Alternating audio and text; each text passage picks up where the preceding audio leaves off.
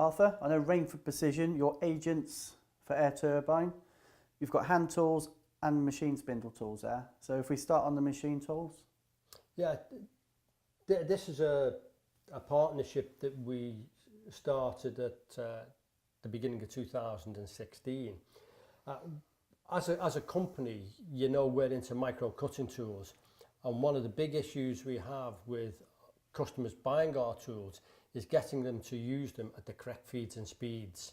And invariably, when you're getting below 1 millimetre and then below 0.5 of a millimetre, machines with 15,000 RPM really aren't doing justice to the cutting tool.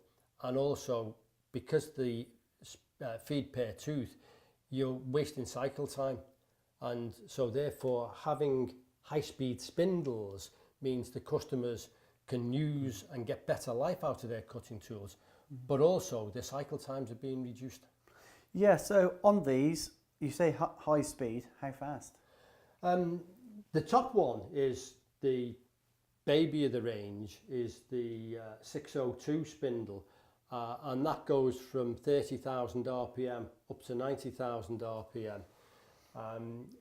But you only have an individual speed, they're not variable.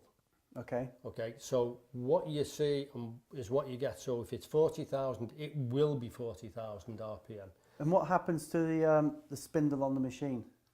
You run your main machine spindle at 0, and our spindles, and these are just an example with a 20 millimetre cylindrical shank.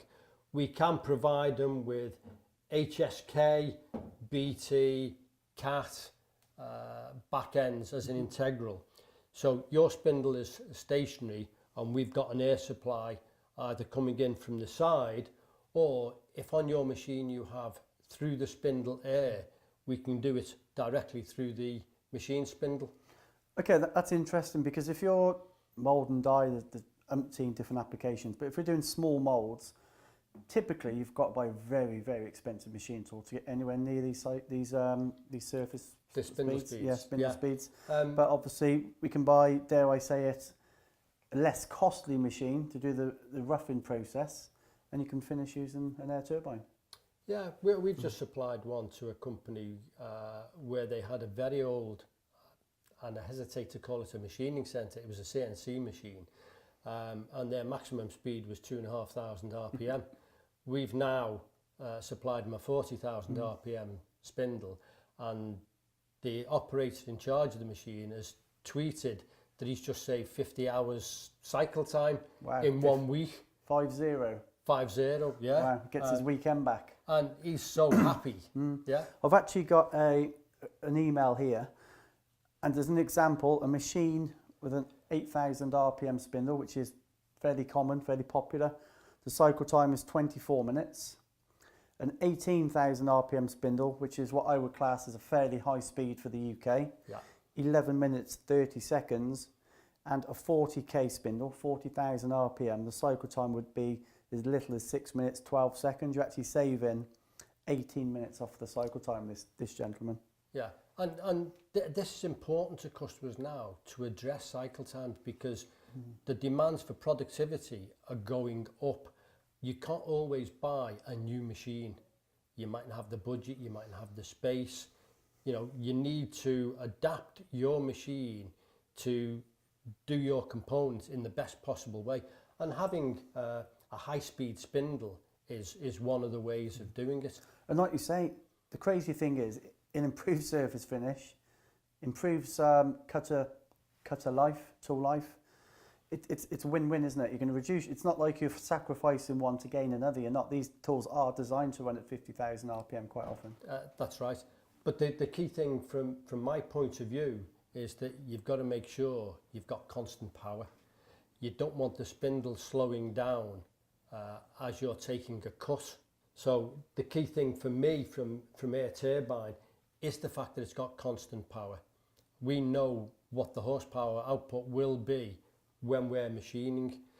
Another key feature for me is the concentricity at the front end is better than 2 micron. That will give you, as a customer, tremendous tool life compared to most machining centres.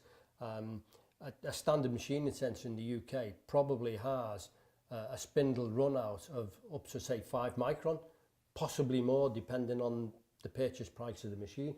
So if we can improve the cutter concentricity, we're going to increase tool life and surface finish.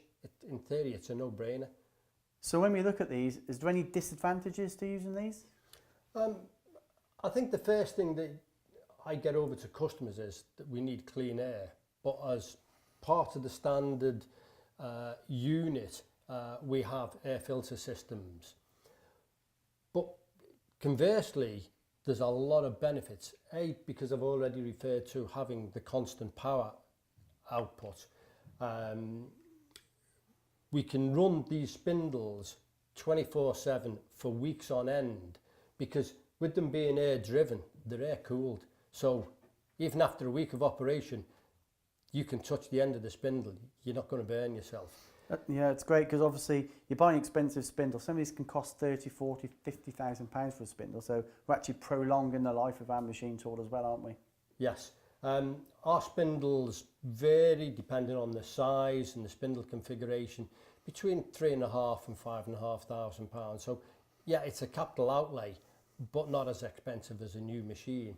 And the fact that it can work in conjunction with the extra power of the machine spindle gives the customer lots of benefits. But if I can also just say that we've covered the 24/7 operation there. We haven't got issues with coolant flow. We haven't got problems with electrical supply. We can fit these into tool change machines, so you can be running on a 12mm end mill as one tool and then tool changing this very, very simply as your next tool. So there's no restrictions to integrating it into an actual production process.